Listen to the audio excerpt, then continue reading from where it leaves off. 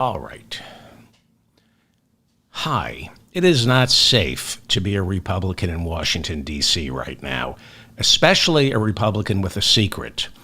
A Republican with a secret who doesn't show absolute loyalty to Donald Trump.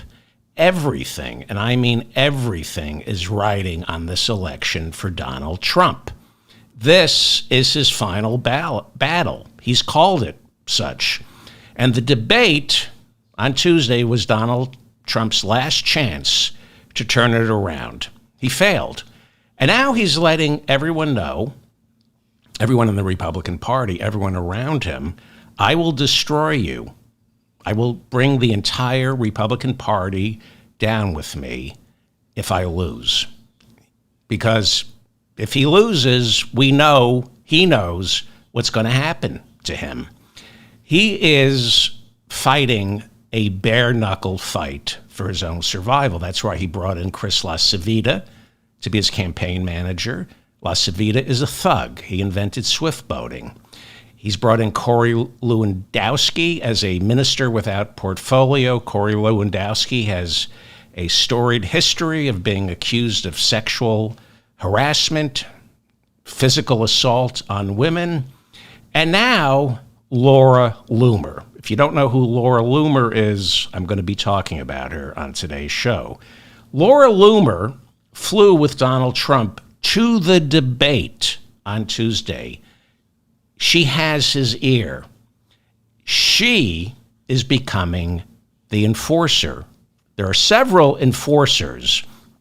Laura Loomer has put people on notice. Get with the game, or you're going to pay a heavy price, especially if you have a secret. Donald Trump is unleashing a civil war with his own party right now. It is the final days of the Third Reich. He's Hitler in the bunker, and he doesn't care who he destroys. The message is clear. If I'm going down, I will take you all down with me. I need all hands on deck, nobody going off the reservation. And Lindsey Graham just found out the hard way yesterday. Trump felt Lindsey Graham acted way too cavalier about Donald's debate performance. Lindsey told reporters Tuesday night it was a disaster. Now, I'll tell you what Trump ordered Laura Loomer to do to Lindsey later on in the show. It's going to leave Lindsey Graham permanently rattled, and it's sending a message to everybody around Donald Trump. Get in line, get on board. The gloves are off. Do not say, I lost the debate. Do not say it. It's tantamount to saying I lost in 2020. Any Republican who says Trump lost is going to pay the ultimate price. And Lindsey Graham, because of Laura Loomer, paid the ultimate price yesterday on orders from Donald Trump.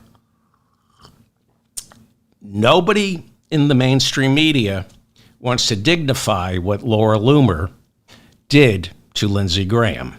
But I will show it to you. It got hard to find. It disappeared. But I have it.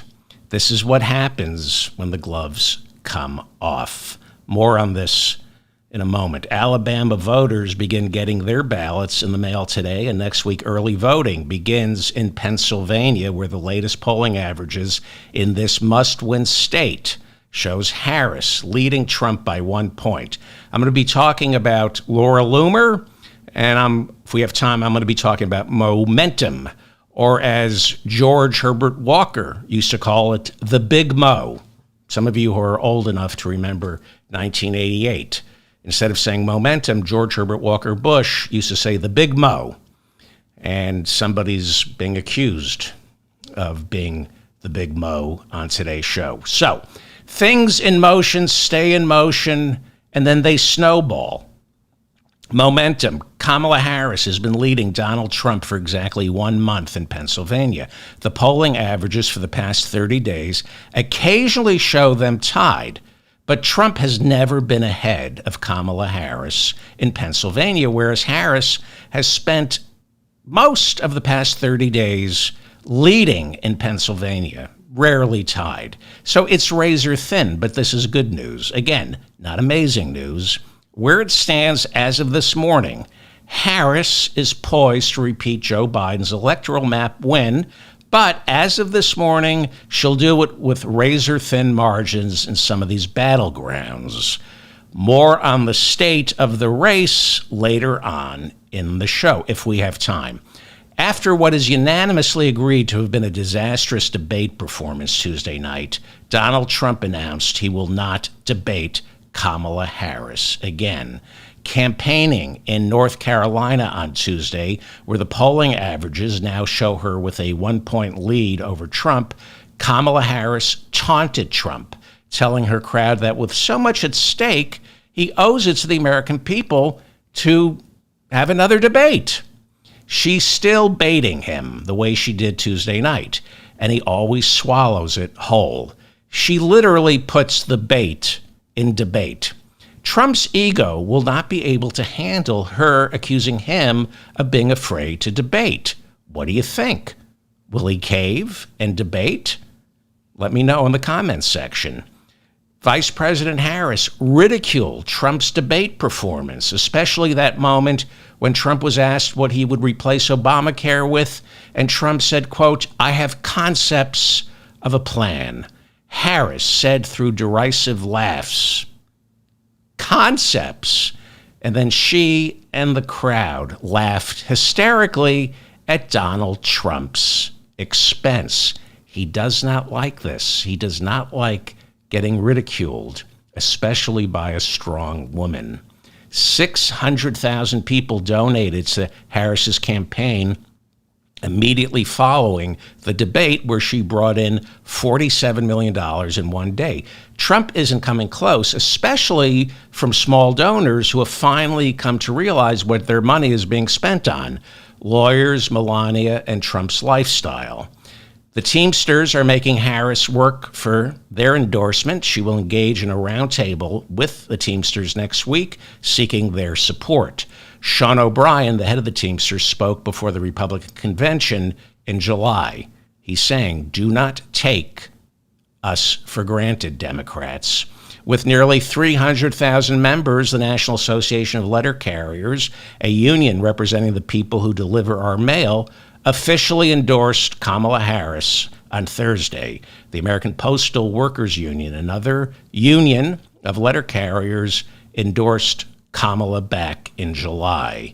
Donald Trump campaigned in Arizona on Thursday, where the polling averages show it tied with both Trump and Harris, each getting 48% of the vote. Exactly a month ago, Trump was leading Harris by 2 points. Momentum. Trump held a rally at the Linda Ronstadt Music Hall in Tucson, Arizona, Thursday.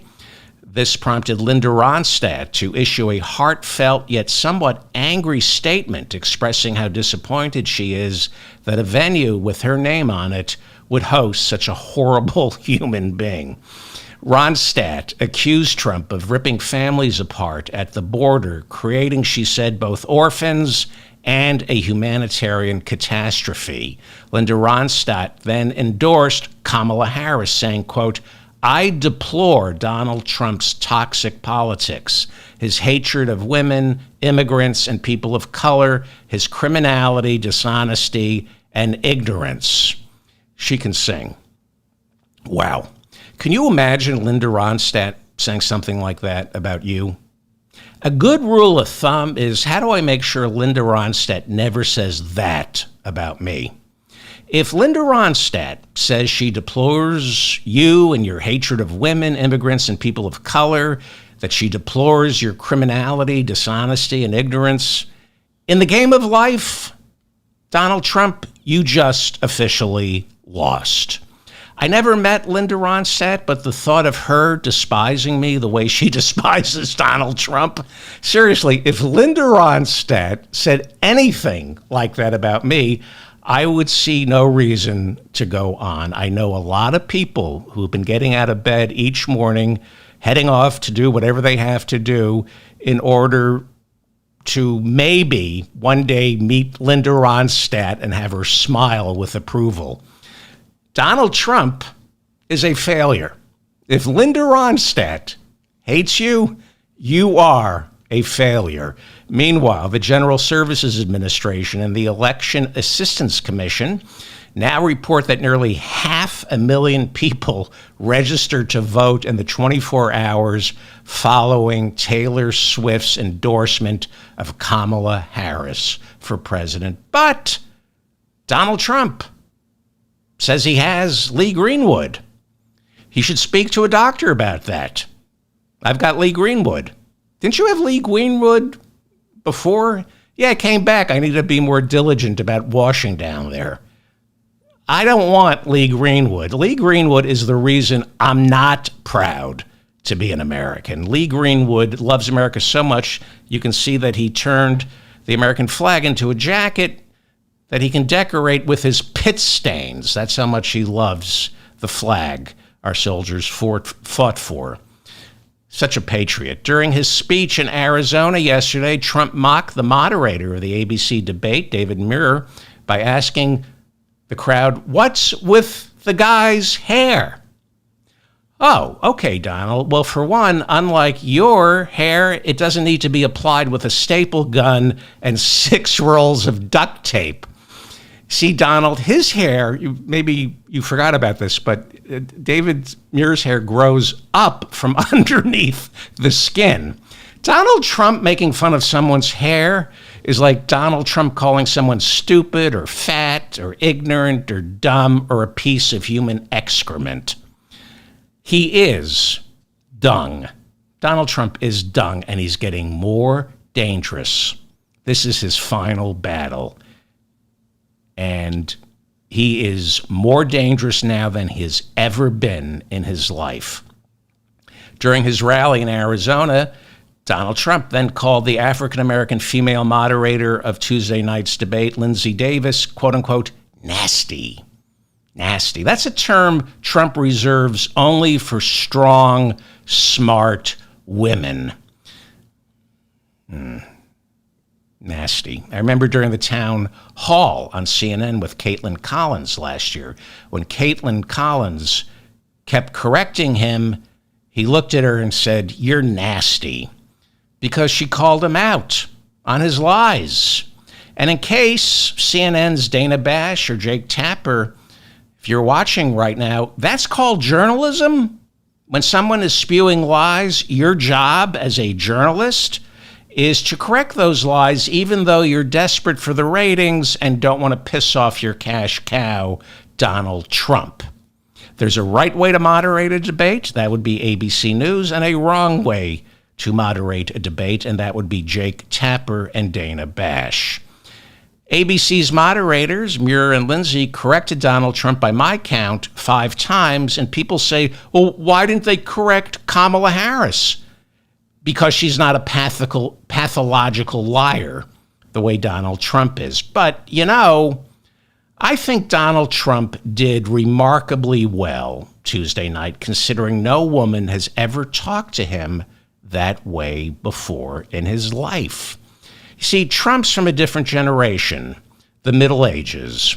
Yesterday, Trump told the crowd in Tucson that despite what critics say, Harris didn't rattle me or make me lose my cool. Trump said, quote, "If I came across angry, it was only because of immigration." He said, "It's immigration that makes me so angry." Yes, specifically the immigration of that Indian woman and Jamaican man who came to America and conceived Kamala Harris. Every time Harris tricked him Tuesday night into taking the bait, every time he felt emasculated by a woman who was clearly smarter, sharper, and more accomplished, Trump was thinking, this is why we have to close the borders. Alberto Gonzales, Attorney General under George W. Bush, endorsed Kamala Harris on Thursday. Wow, the guy who made it okay to torture is getting on board the Kamala Harris love train. Well, welcome, Alberto Gonzales. His old boss, George W. Bush, said he won't be endorsing anyone in this election because George Bush is all about spreading democracy throughout the Middle East, just not here in America. Hey, George W., after the Constitution is irreparably damaged, maybe you can go on Jimmy Kimmel and show us some paintings you drew of it. Senator Lindsey Graham. He never saw a television camera or a bottle of scotch he didn't want to open his mouth in front of. Lindsey Graham has become a mainstay of Sunday morning chat shows. Clearly hungover, snappish, and prone to full-throated attacks against Democrats who try to derail Donald Trump's Supreme Court nominations, or he'll go after Biden for that fictitious failure to secure the border. Lindsey Graham ran for president back in 2016 and quickly dropped out. An old-school politician back then, Lindsey Graham, thought it would be okay to call his opponent, Donald Trump, quote, a race-baiting, xenophobic bigot, unquote. But within 2 years, Lindsey Graham denied ever saying that, and now has gone on record insisting Trump is anything but a racist. Where would you get the idea that I would say something like that? So what happened to Lindsey Graham? He used to have no problem attacking Donald Trump.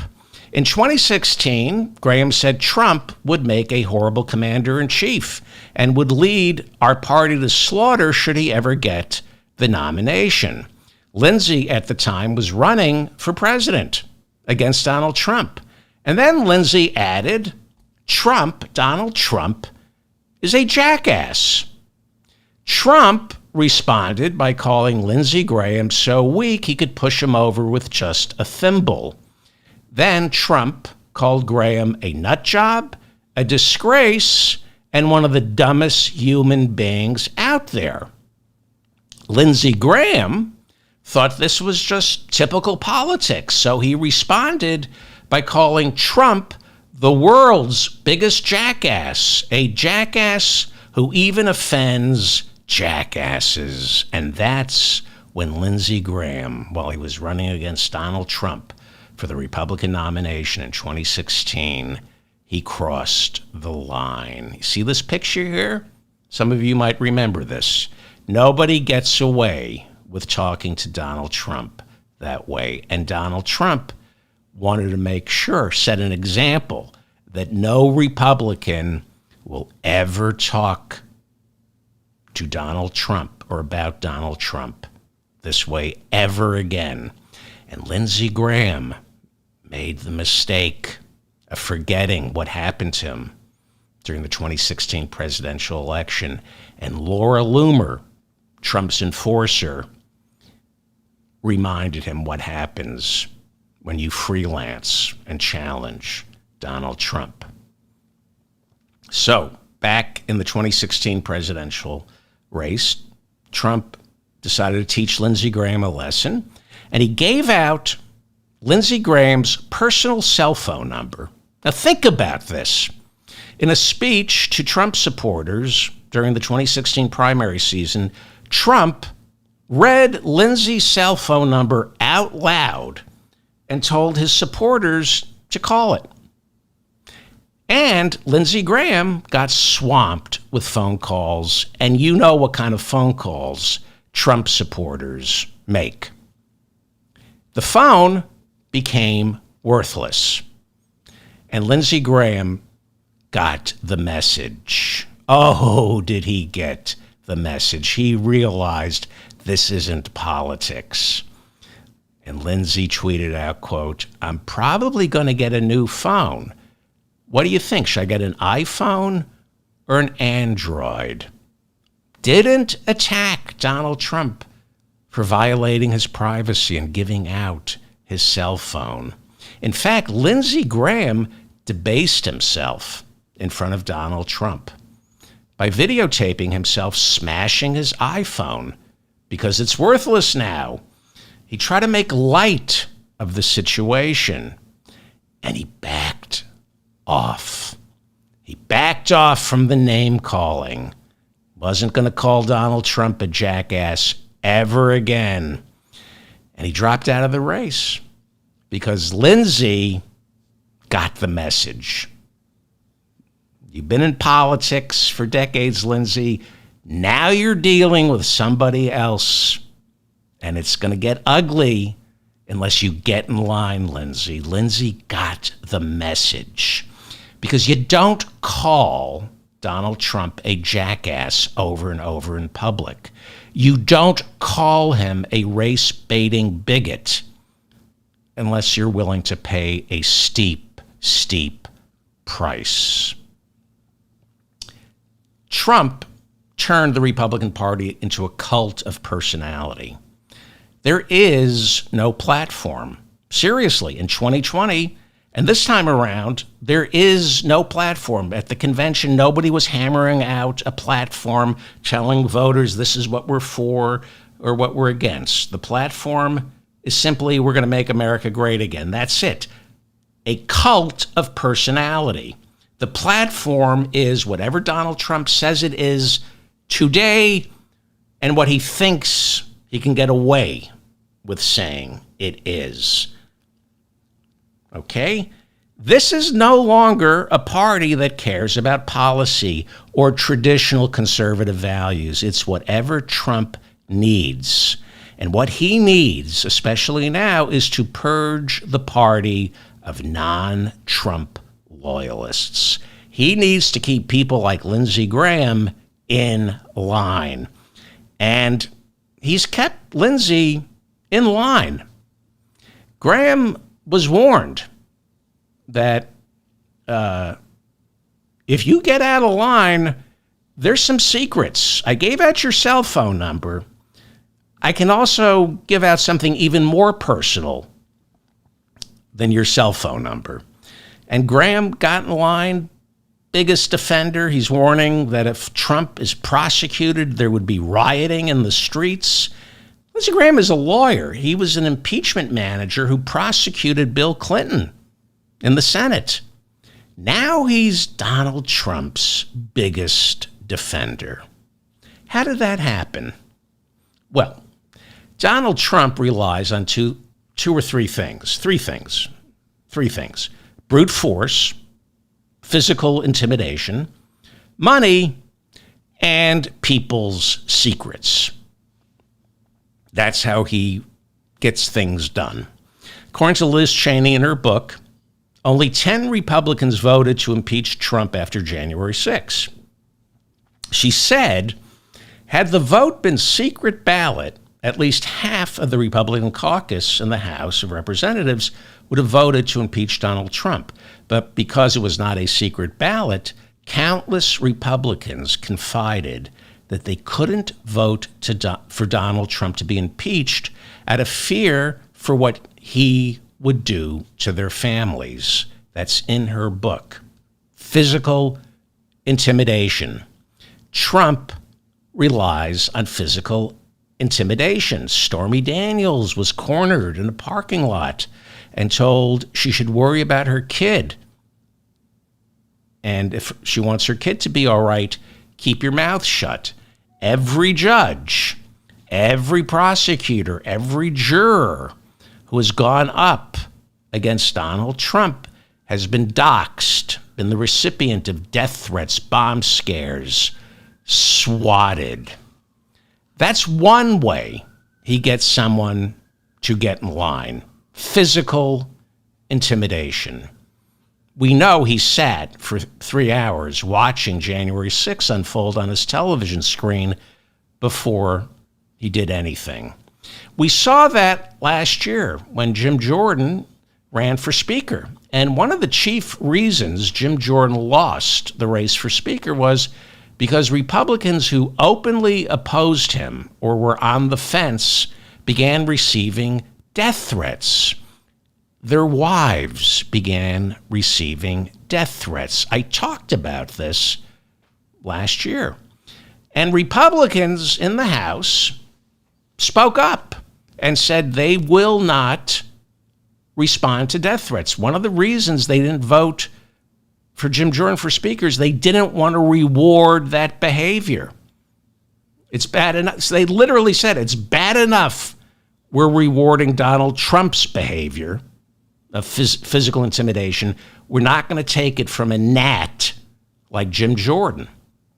Now, Jim Jordan, he's the Republican chairman of the House Judiciary Committee, believes in violence. He believes in winning by any means necessary. He sees nothing wrong with intimidating weak men. He's a wrestling coach and talks about the value of kids punching each other. I've played you those tapes.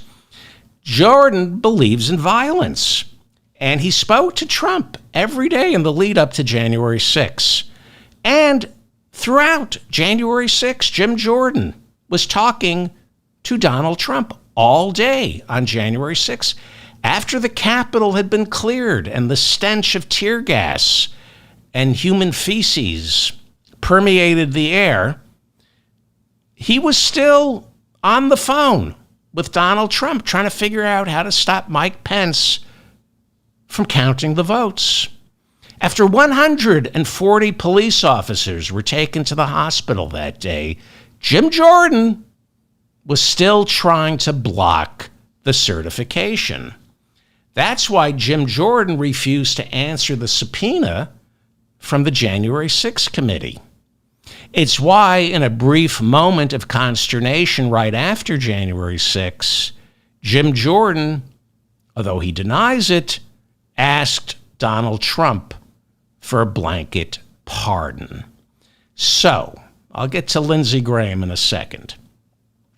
Physical violence. That's one way Trump keeps people in line. Sheer brute force. The other is kompromat. It's no coincidence that Donald Trump's biggest benefactor, Vladimir Putin, is a former KGB foreign intelligence officer. Putin rose to the top because he has files on all his political enemies. Files on his political enemies, or useful idiots like Donald Trump. Okay? Andrew McCabe was deputy director of the FBI under James Comey, and McCabe became acting director of the FBI right after Trump fired Comey, and months later, Trump fired McCabe because both men wouldn't stop looking into Donald Trump's ties to Vladimir Putin. The mere act of firing James Comey and Andrew McCabe is obstruction of justice. Read the second half of the Mueller report. Any other president would have been impeached and thrown out of office for firing James Comey. Pure, unadulterated obstruction of justice. And I won't get into the audit, the mother of all audits that Andrew McCabe and James Comey ended up being put through. I've talked about that. So in an interview yesterday, Andrew McCabe, who was acting director of the FBI in 2017 during Trump's first year in office, McCabe was asked if he believed Trump is a Russian asset. And without even having to think about it, Andrew McCabe shot back, I do. McCabe said, quote, I don't know that I would characterize it as an active, recruited, knowing asset in the way that people in the intelligence community think of that term.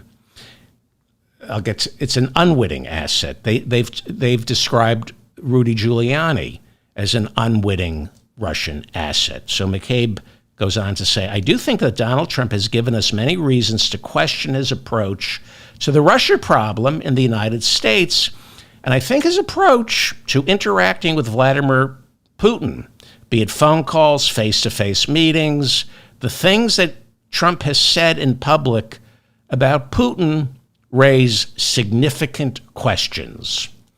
Now, during the debate Tuesday night, Donald Trump couldn't even bring himself to say he was rooting for Ukraine. Why? Many reasons, but we know Trump owes money to the Russian mob. And the Russian mob is made up of ex-KGB agents. Those would be friends of Vladimir Putin. And we also know that Putin has kompromat on Trump. Kompromat. Washington runs on three things: money, fear, and kompromat. Kompromat.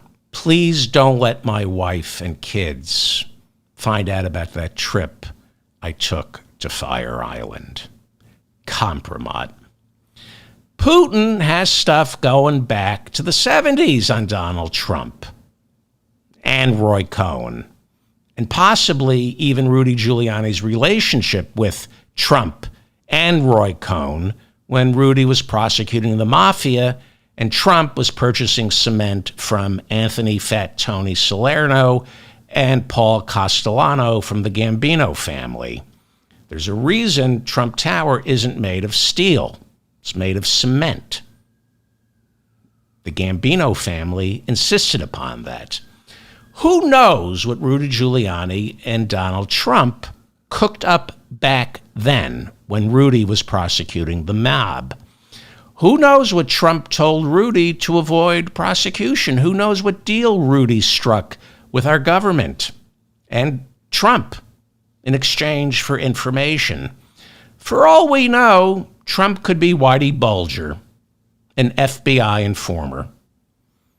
In fact, if I had to take a wild guess, I would suggest he is.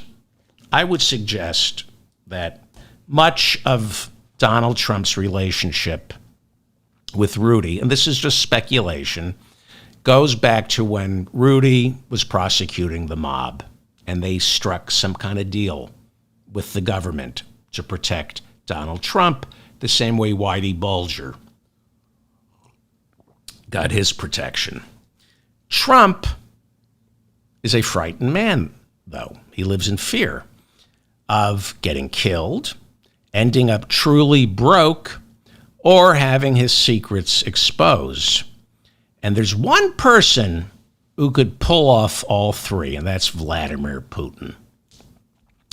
And we know that Putin has secreted money to Republican members of the House of Representatives and also has files on many Republican members of the House of Representatives. I told you about Republican Congressman Tim Burchett of Tennessee, who earlier this year openly admitted that members of his own caucus, Republicans, who can't control their sexual appetites, are visited by Russian operatives who show photographs of these congressmen in compromising positions and are then told to vote the right way for Vladimir Putin, and they do it. Google Congressman Tim Burchett, B-U-R-C-H-E-T-T, Republican from Tennessee, and I guess the search terms would be Russian kompromat, Republicans who are afraid of Putin. Read his comments about members of his own caucus who know that Putin has files on them. I believe one of the core reasons Joe Biden, one of the reasons, is all in on Ukraine. I mean, besides to protect Ukraine, but one of the reasons is to expose not just the pro-Putin wing of the Republican Party, but the hold Putin has over so many members of the Republican caucus. And I do believe that Biden has succeeded in revealing just how beholden the Republican Party is to Vladimir Putin. We saw it with the foreign aid supplemental. Who came out of the woodwork? We now hear far-right members of the House of Representatives, people like Marjorie Taylor Greene, literally parroting Putin's talking points. Her nickname is Moscow Marjorie.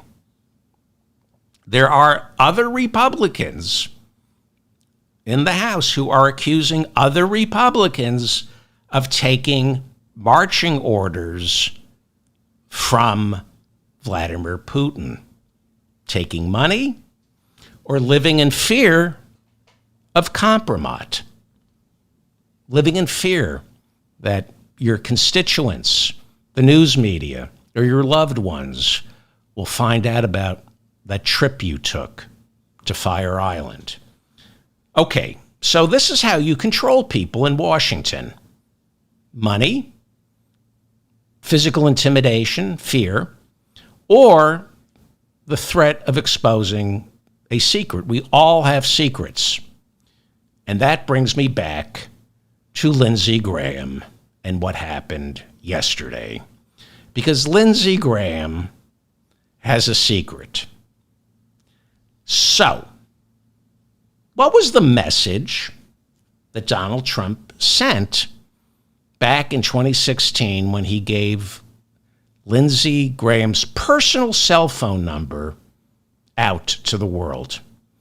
The message was, Lindsey, I got your number. Not just your cell phone number. I got your real number. I know exactly who you are and what your secret is. And if I have no problem violating your privacy by making your cell phone number public, what else might I decide to make public if you irritate me? What else besides your personal cell phone number, Lindsey, are you trying to keep secret from voters?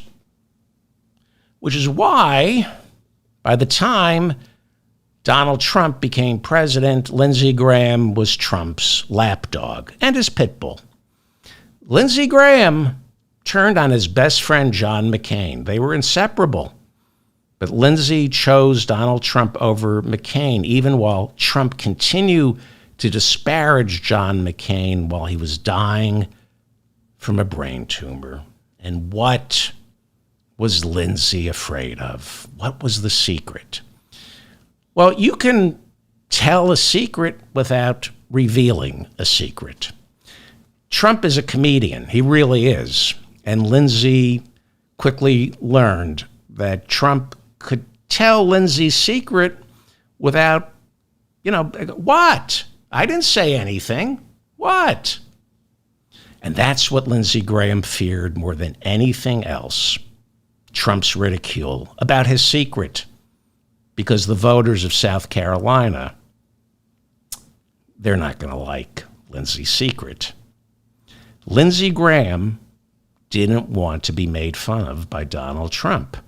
See, Lindsey was naive back in 2015 when he thought he could run against Donald Trump for the Republican nomination. He thought, I'm just being funny with Donald Trump. I'm going to call him a jackass. This is probably a line that Lindsey has used before in other politicians. He said, Trump is a jackass. He's such a jackass, he offends other jackasses. See, that's how things used to be in Republican politics. But now it's a cult of personality. Trump changed everything. When Trump gave out Lindsey Graham's cell phone number, Lindsey realized, wait a second, this is no longer politics as usual. This is now the world of Manhattan real estate. This is mafia shit. See, Lindsey knew that Donald Trump knows how to parse words.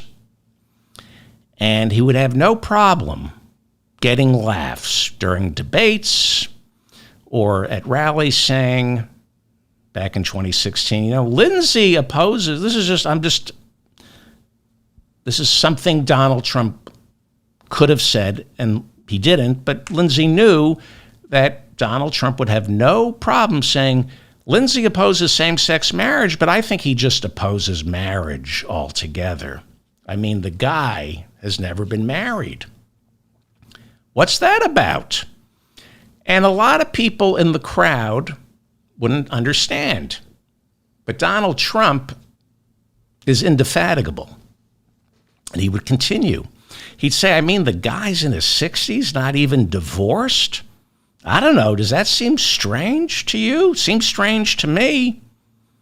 And suddenly the audience would catch on. And then Donald would say something like, I guess Lindsey's never found the right woman. And the audience would laugh. And then Donald would say, but yet Lindsey seems so happy and gay all the time. Maybe you don't need to be married. He just seems so gay and happy all the time. There's always a rainbow surrounding Lindsey. Rainbow Lindsey. And suddenly Lindsey Graham would have the nickname Rainbow Lindsey, and the audience would start laughing. Suddenly Lindsey Graham would be Rainbow Lindsey, and that would destroy him personally, politically, because Republicans don't take too kindly to rainbows. More importantly, Trump would be calling out Lindsey Graham on his singular shame. See, Lindsey Graham, from what I've heard, what people are telling me, and I'll show you what, according to Laura Loomer, and I'll show you what Laura Loomer tweeted in a second. People are saying what I've heard is that Lindsey is ashamed of who he is, how he was born. That's what I hear. That's what Laura Loomer, Trump's enforcer, said yesterday. That's why Lindsey Graham gravitates to the Republican Party, because they will deepen his shame for him. And being Republican gives him standing, gives him cover as a normal, red-blooded American male. I mean, how could he have this secret if he's a Republican? Only normal, red-blooded American males would be Republicans. I don't have a secret. And so, when Trump became president, Lindsey soon became Donald Trump's biggest defender. And I'm sure Lindsey denied that he was ever terrified of Donald Trump.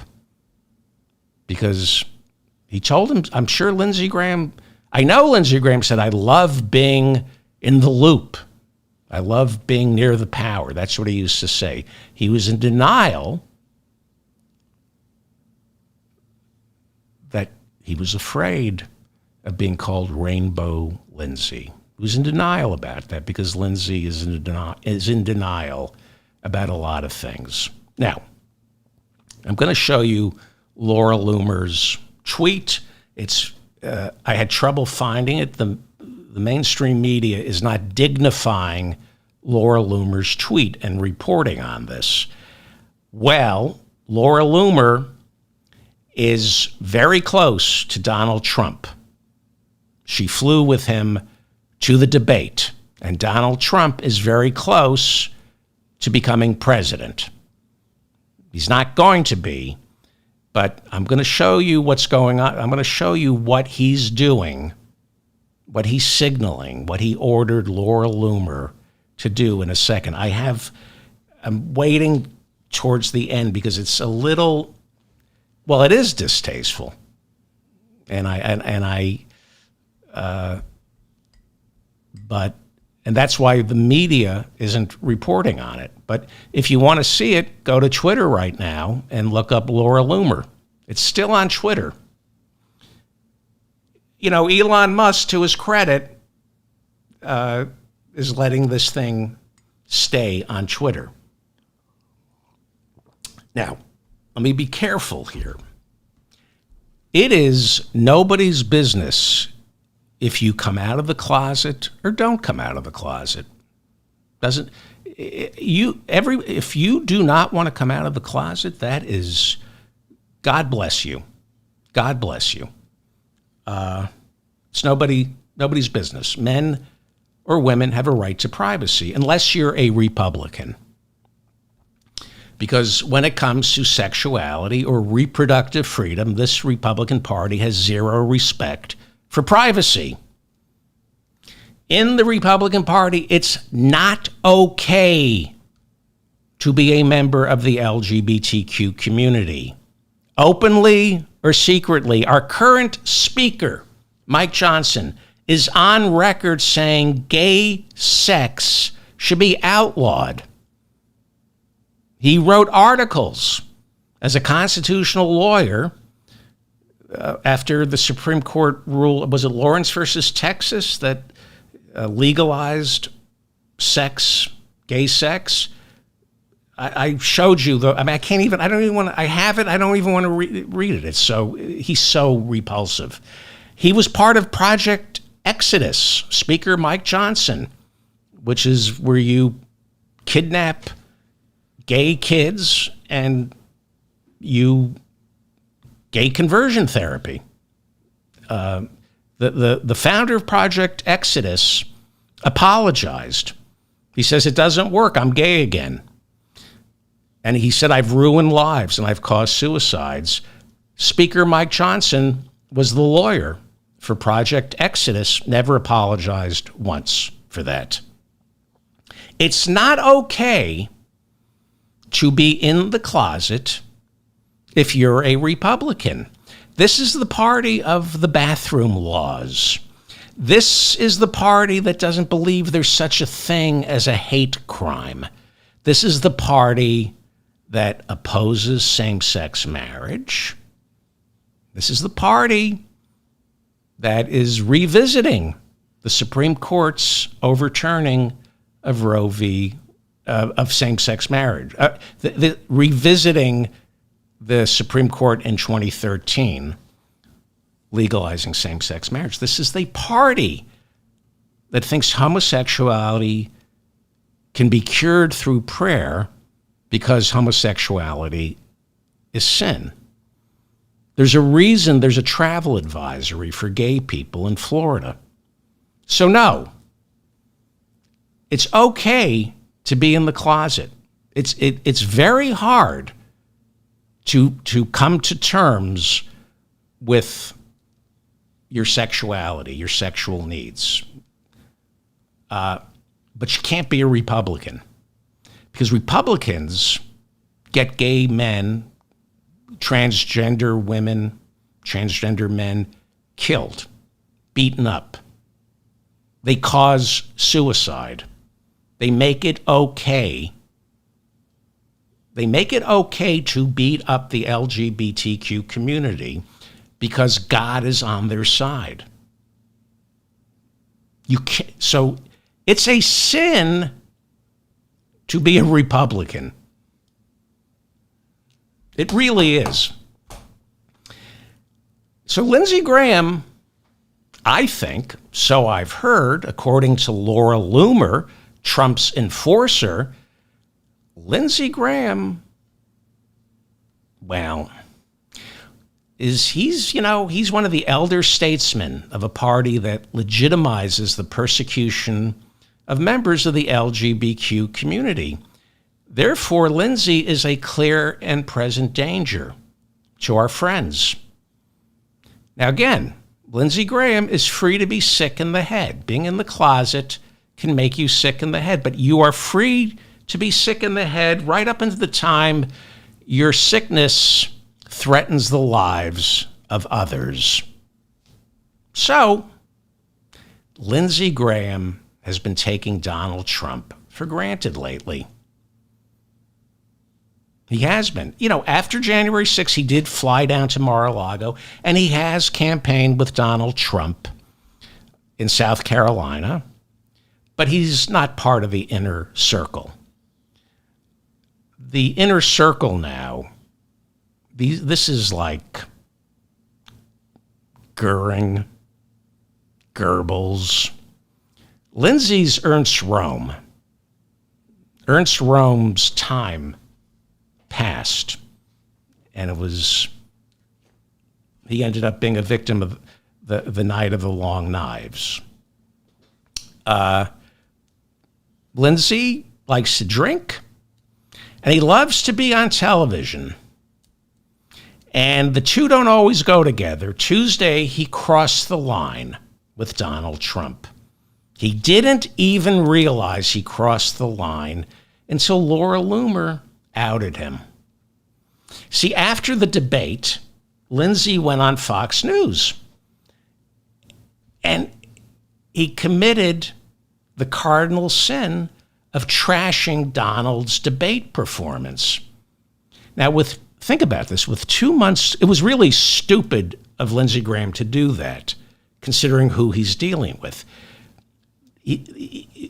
Trump is a cornered rat. With 2 months to go, with everything riding on this election and everything riding on that debate. Early voting starts. This was the last chance Tuesday night, really, for Donald Trump to change the narrative. And for Lindsey Graham to say the debate performance was a disaster, that's the height of disloyalty. Not only that, sabotage. It's all about spin and perception in Trump's mind. Lindsey was hurting him. And this time, Donald Trump can't afford to lose. We know what's in store for him after he loses. And we saw how Donald Trump panicked after the debate and became the first candidate in modern American history to run down to the spin room and start spinning and to get his arms around the growing narrative that Kamala Harris kicked his ass, which she did. Lindsey went on Fox, talked to reporters that night, mistakenly believing he was his own man. He probably had a little too much to drink and thought he could opine on the debate like it was just another presidential debate. And he even took it upon himself to give unsolicited advice to Donald Trump on the air. He told him, "You're blowing it." After the debate, he said, "You're blowing it." He told Sean Hannity that this was a missed opportunity. And of course, Lindsey kept saying Trump's debate performance was, quote unquote, a disaster. Lindsey forgot that Hitler is in the bunker right now. These are the last days of the Third Reich. This is Trump's last chance to stay out of prison, protect whatever assets and reputation he still has left. After November 5th, it's over for him unless he wins. In Trump's mind, he's fighting for his life. That's why he's brought in Laura Loomer. It's why he brought in Corey Lewandowski. It's why Chris LaCivita is running his campaign. Chris LaCivita, who invented swift boating. And Lindsey's cavalier attitude after the debate, while Donald Trump is literally fighting for his life, it showed that Lindsey doesn't care how desperate Donald Trump is right now. And Donald Trump ordered Laura Loomer to set an example.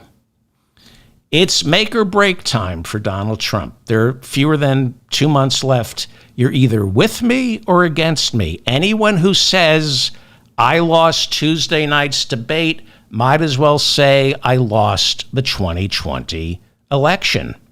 Mike Pompeo will not be allowed to sit in Donald Trump's cabinet. There won't be one because he's not going to win.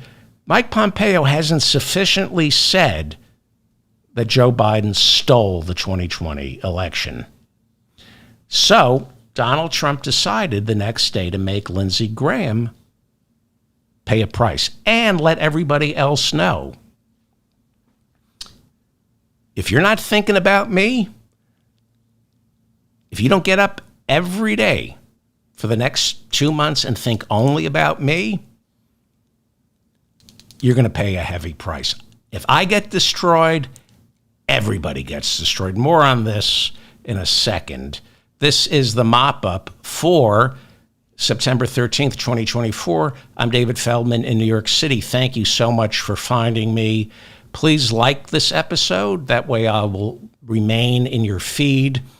And, of course, share this episode. If for some reason you like what I'm doing here, the only reason I have an audience is because of my audience. That's it. Nobody, I got Robert Smigel and Sam Cedar, and that's it. Nobody else is offering, I'm not part of okay, so I need my audience. So, by the way, I got to meet my audience. I'll get back to the other stuff in a second. And I'll show you the Laura Loomer thing that's, it makes me uncomfortable to show you the Laura Loomer thing. And it's why it's not being reported. But I'll show it to you in a second. But I got to meet my audience. Tuesday night, we had a debate watch party. It was a lot of fun. And I want to play you some of the highlights because I met some listeners. And then we'll get back to the news. But I got to meet my listeners. And, I have done, can I brag? Am I allowed to brag about the audience I've cultivated? I mean, I'm bragging about my audience. There's still humility here. I'm not bragging about me. I'm bragging about the people who showed up for the watch party.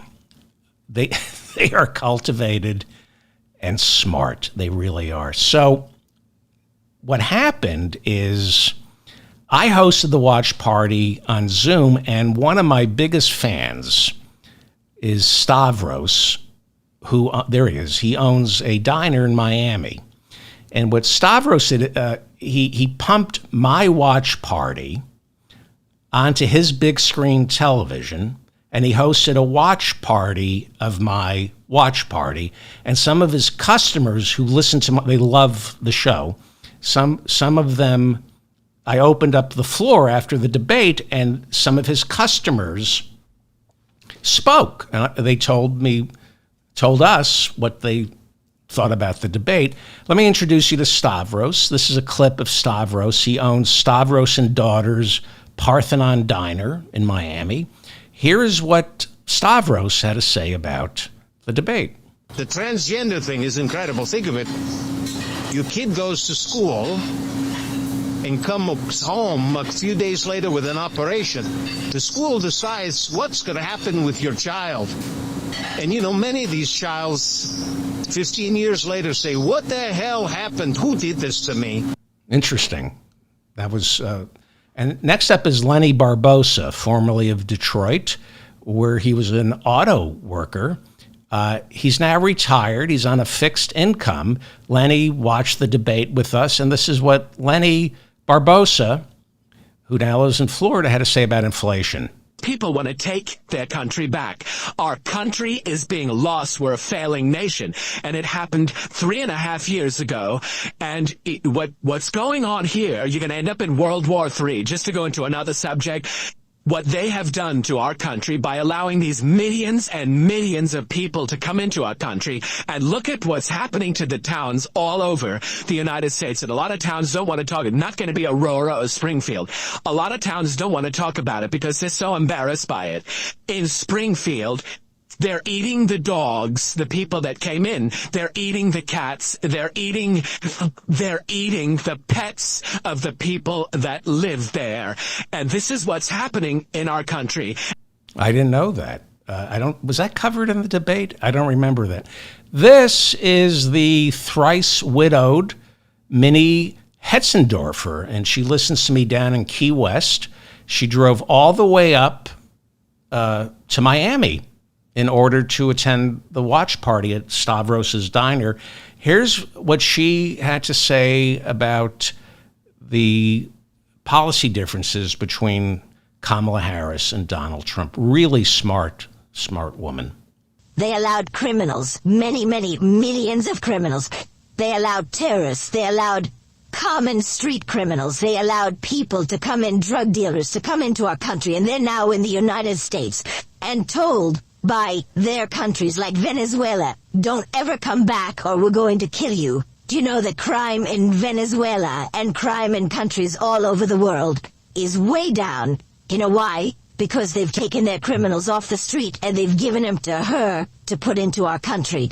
And this will be one of the greatest mistakes in history for them to allow. And I think they probably did it because they think they're going to get votes. But it's not worth it, because they're destroying the fabric of our country by what they've done. There's never been anything done like this at all. They've destroyed the fabric of our country. Millions of people let in, and all over the world. Crime is down all over the world except here. Crime here is up and through the roof, despite their fraudulent statements that they made. Crime in this country is through the roof, and we have a new form of crime. It's called migrant crime.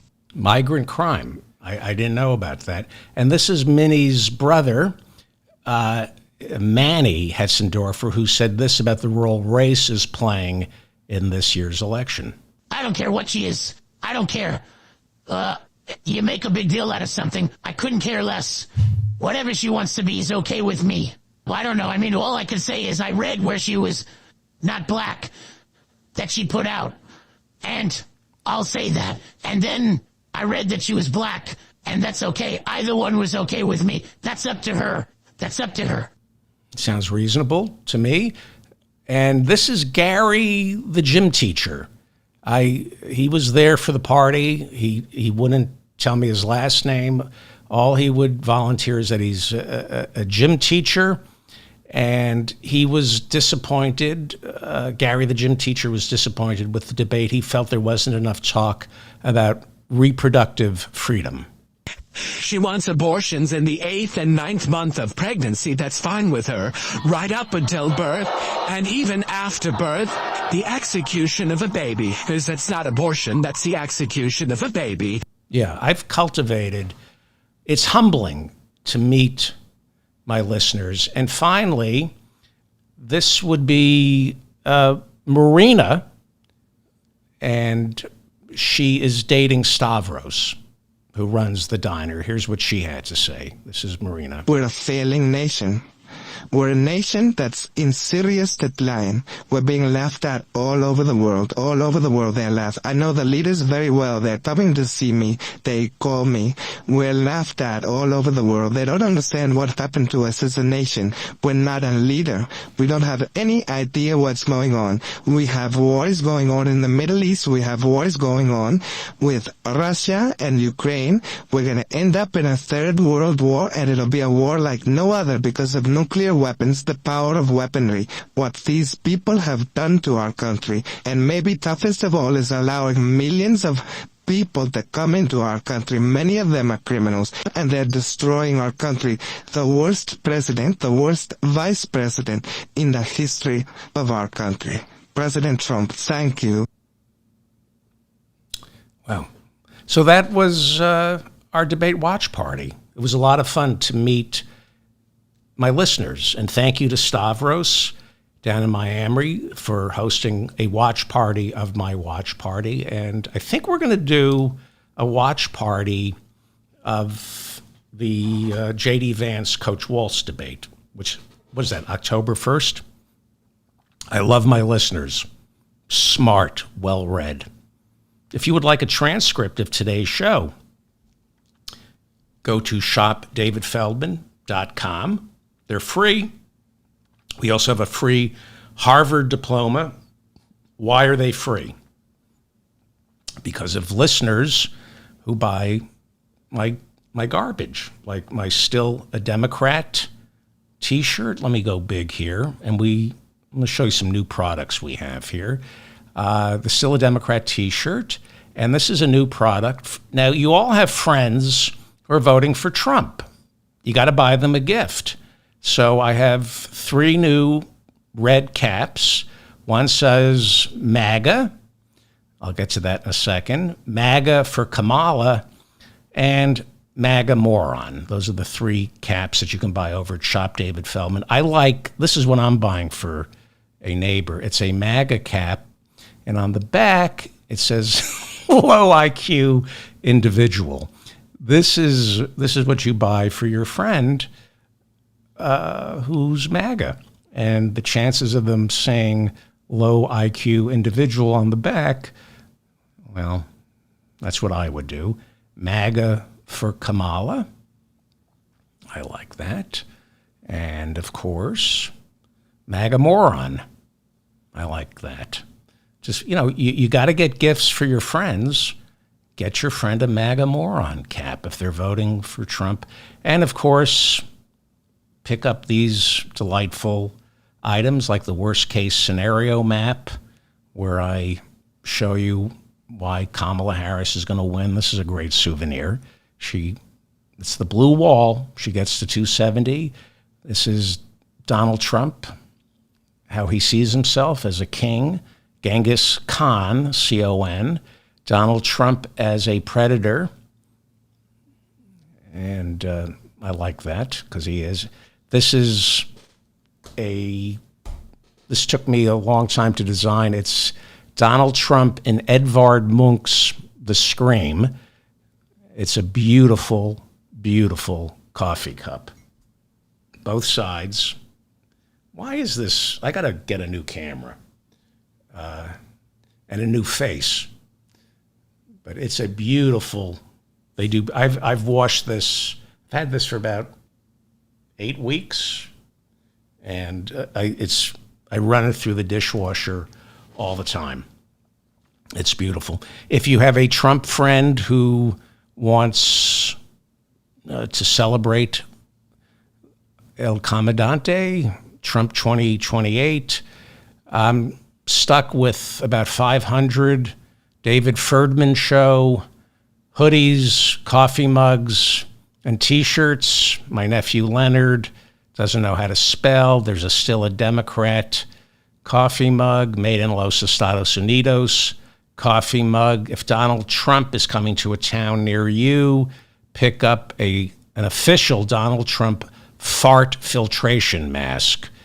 You do not want to have your lungs scorched by one of Donald Trump's farts.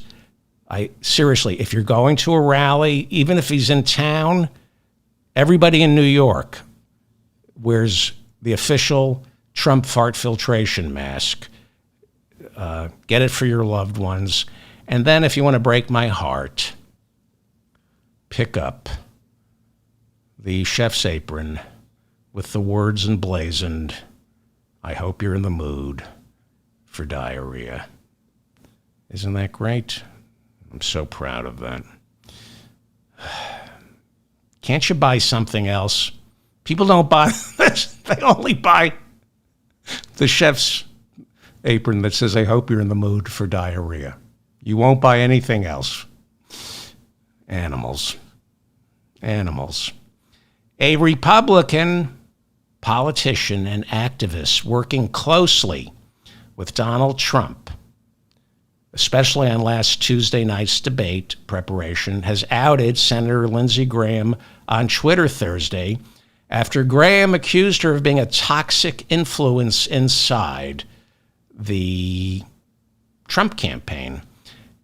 Lindsey Graham, a huge supporter of Trump's, complained of the candidate's less than stellar performance against Kamala Harris and expressed concern that Laura Loomer, a failed Republican candidate for Congress, I believe in Florida, Lindsey Graham warned that she has gotten too close inside Trump's orbit, especially after there was new reporting in Semaphore revealing that Laura Loomer traveled with Donald Trump on his private jet to the debate and is responsible for Trump repeating the lie about Haitians stealing cats in Ohio and then eating them. It's a lie, by the way, that was spread before by Donald Trump's running mate, J.D. Vance. But Laura Loomer, who now has Trump's ear, the good one and the bad one, she said, you got to bring up Haitians eating cats and dogs. Semaphore reports that Donald Trump wants to give Laura Loomer a paid position working for his campaign. Right now, his top aides are vetoing it. In response to Lindsey Graham's suggestion that Donald Trump stay away from Laura Loomer, he calls her toxic, Laura Loomer took to Twitter on Thursday. Now, this was on orders from Donald Trump. There's no way Laura Loomer wouldn't have done this had Donald Trump not instructed her. This is Laura Loomer's tweet from yesterday. It's 2024. There's no reason why Lindsey Graham needs to hide the fact that he's a gay man. Come on, Lindsey. I like men too. No need to hide. I want you to relieve yourself of your toxic, closeted anger. It's 2024. Nobody needs to hide that they are gay anymore. That is from Laura Loomer's Twitter account from Thursday. Now, it got reported briefly in the press, and then everybody said, you know what, I can't dignify this. And I thought, should I dignify it? And I thought, yeah, because she's now one of Donald Trump's closest advisors. And this is kind of like the night of the long knives. This is what's going on. She would have never done this if Donald Trump didn't tell her to do it. It's a signal to all Republicans, get in line. Nobody can say, I lost the debate, because if you're willing to say I lost the debate, then come November 5th, you're going to say I lost the election. So she outed Lindsey Graham. I don't know if I don't care what is he gay? I don't know. He's a Republican who opposes same-sex marriage. I didn't think he was gay. He's the author of the Republican Party's national abortion ban. Would a Republican gay male know about women's reproductive parts? I mean, you would think you'd have to be a gynecologist to be able to write the Republican Party's national abortion ban. I mean, when I read his plan for a national abortion ban, I just figured, not knowing he was gay, I just figured he was a fine connoisseur of what goes on down there with women, and that's why he authored the bill. It just doesn't make sense for Laura Loomer to say that. Laura Loomer, in case you're lucky enough not to know who she is, Laura Loomer is well known in far-right conservative circles for her willingness to spread lies. She is saying that Kamala Harris's earring during Tuesday's debate was actually an earpiece that allowed her advisors to feed her answers. And Donald Trump picked up on this conspiracy after the debate. He's insisting, I won. He says, I won. Everybody says I won, except for everybody. Everybody says I won. And then he says, I have reason to believe Kamala Harris was given the questions in advance because he said, I was watching her and thought, she's doing too well. Well, she either won or lost. I mean, if you think she got the answers in advance, Donald, that suggests, or the questions in advance, that suggests you think you lost. It's gotten so bad in the Republican Party, Laura Loomer has even offended Marjorie Taylor Greene, who accused Loomer of making racist attacks against Kamala Harris's Indian heritage. Loomer responded by warning Marjorie Taylor Greene to keep your mouth shut, or I'll reveal some information about you that you want to keep secret. The implication being, I just spilled the beans about Lindsey Graham, Marjorie Taylor Greene. Would you like your voters in Georgia to know something about you? These are end times for the Republican Party. Seriously. If he doesn't win, and he's not going to, he is bringing in enforcers, and everybody it'll be everybody's fault but Donald's that he lost. And he's going to demand that there's another January 6th. And if they don't step up, all the kompromat that Vladimir Putin has on everybody, all the kompromat that Donald Trump has on everybody, unless you display sufficient loyalty to Donald Trump, it's all going to come out after November 5th when he loses.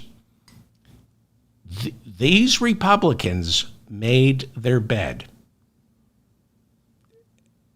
after January 6th, when they went down to Mar-a-Lago and kissed his ring, when they voted against impeaching him, when they have tried to block the Justice Department investigating him, when they portrayed Ashley Babbitt as a hero. They are every single Republican who's left. They've all the good guys have gone. There's no Liz Cheney, Kinzinger. They're all gone. These Republicans are dirty, the Republicans in the House are dirty, disgusting people with dark secrets. They're broken. They're broken. And Donald Trump knows that. He only surrounds himself with broken people. And after he loses, it's not going to be pleasant for them. He's going to, if I'm going down, you're all going down.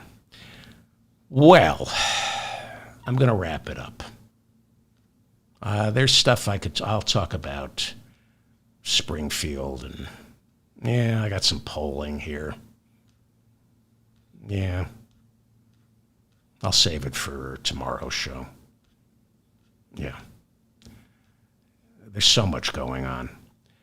I'm David Feldman, reminding you to stay strong and protect the weak. If you enjoyed any of this, please share it. Get to work for the Democratic Party. Don't wait for them to call you.